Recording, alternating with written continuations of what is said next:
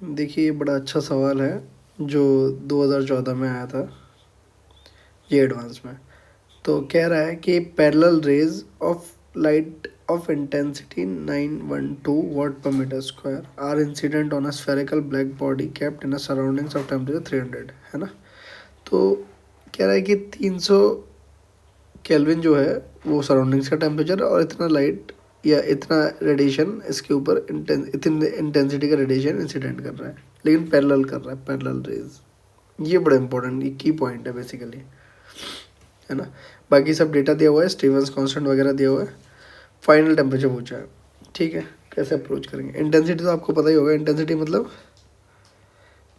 Power per unit area, या फिर अपन बोल सकते हैं energy per unit time per unit area. ठीक है, तो टोटल एनर्जी इंसिडेंट जो हो रही है इन अ सेकंड, उसकी बात कर लेते हैं, है ना। Total energy incident on a second,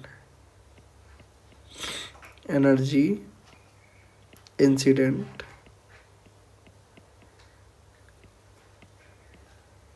on a second या इन 1 सेकंड, इन 1 सेकंड।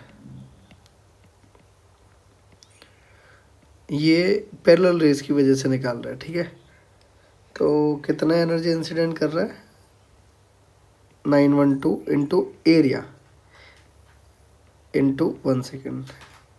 लेकिन अब एरिया सोचते हैं ज़रा, एरिया कितना आएगा। कुछ बच्चे ये सोचेंगे कि स्फेयर दिया हुआ है तो स्फेयर का एरिया लिख देंगे, नहीं। बट यहाँ पर पैरेलल रेज है, पैरेलल रेज होने की वजह से लाइट रे किसी भी एक साइड से आएंगी और इंसिडेंट करेंगी। अब जो इफेक्टिव एरिया होगा ना इंसिडेंट एनर्जी का है लिए, वो आपका ये वाला एरिया होगा, ये जो मैं बना रहा हूँ effective area will be this, जिसकी वजह से यहाँ पर जो एरिया का टर्म आएगा वो आएगा पाई आर स्क्वायर इंटू 1 सेकेंड, है ना। तो this is the energy incident in 1 second. अब बात करें एमिटेड एनर्जी की या एनर्जी रेडिएटेड की बात करते हैं। Energy radiated by the sphere in 1 second, energy radiated in 1 second. अब ये चीज़ कहाँ से मिलेगी, स्टीफन लॉ से। स्टीफन लॉ क्या बोलता है, sigma A T to the power 4 minus T naught to the power 4, this is the energy radiated in 1 second in by the body by the black body in the surroundings, जिसमें temperature surroundings का temperature कितना होगा, T not होगा, है ना। तो अभी हमें टी नॉट की वैल्यू कितनी दी है, 300 दी हुई है।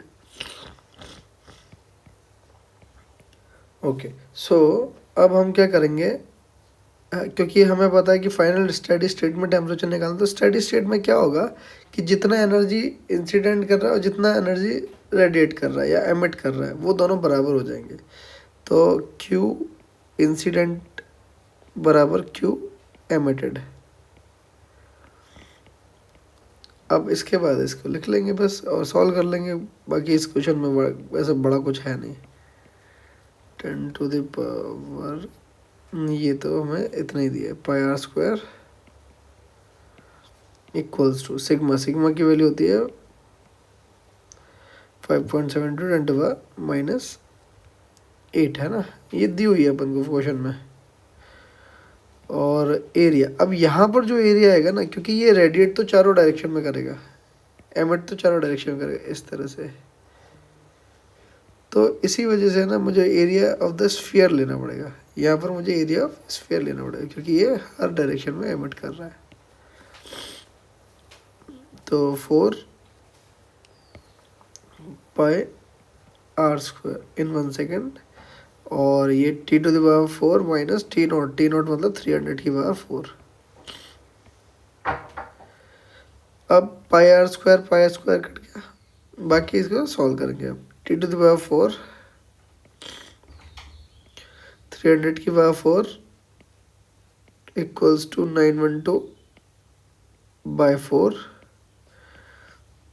1/5.7 into 10 to the power 8।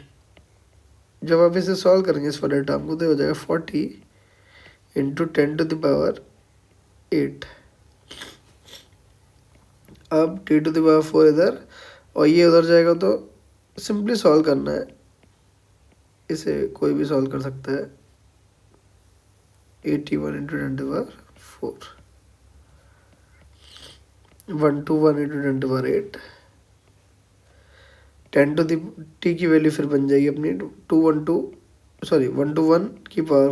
Into 10⁻2, ये आएगा आपका 3.31 into 10⁻2 nearly equals to 330 kelvin.